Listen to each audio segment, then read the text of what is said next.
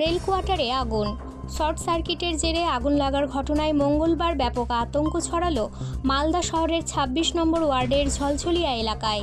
স্থানীয় সূত্রে জানা গেছে, ঝলঝলিয়া রেলওয়ে হাই স্কুল সংলগ্ন এলাকার একটি রেল কোয়ার্টারে মঙ্গলবার সকালে অগ্নিকাণ্ডের ঘটনা ঘটে। কোয়ার্টার থেকে কালো ধোঁয়া বের হতে শুরু করলে এলাকাবাসীর নজরে পড়তেই এলাকা জুড়ে চাঞ্চল্য ও আতঙ্কের সৃষ্টি হয়। সঙ্গে সঙ্গে স্থানীয়রা খবর দেন মালদা দমকল দপ্তরে। খবর পেয়ে দমকল কর্মীরা ঘটনাস্থলে ছুটে গিয়ে তড়িঘড়ি আগুন নিয়ন্ত্রণে আনেন। পরিবারের সদস্যরা কোয়ার্টারে ছিলেন না। স্থানীয়রা দমকল কর্মীদের সহযোগিতায় আগুন নিয়ন্ত্রণে আনার ফলে বড়সড় ক্ষয়ক্ষতি থেকে রক্ষা পেয়েছে।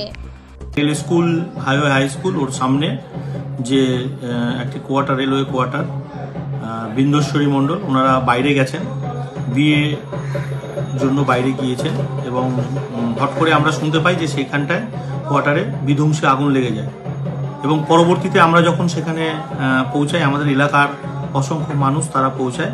রেল আসার আগেই আমরা আমাদের এলাকার মানুষ দমকলকে খবর দেয় এবং দমকল এসে সমস্ত যে আগুন নেভানোর কাজ সেটা করে এবং পরে যেটা আমরা জানতে পারি, যেটা অনুমান করা হয়েছে যে ওই ফ্রিজের শর্ট সার্কিট থেকে আগুনটি লেগেছে।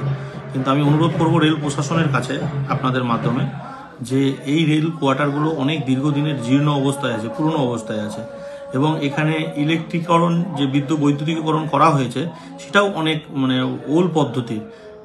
অতি দ্রুত যদি এই ক্ষেত্রে কোনো নতুনভাবে সাজিয়ে এটা করা যায় তাহলে আমার মনে হয় এই ধরনের ঘটনা অনেক ক্ষেত্রে আমরা অ্যাভয়েড করতে পারব।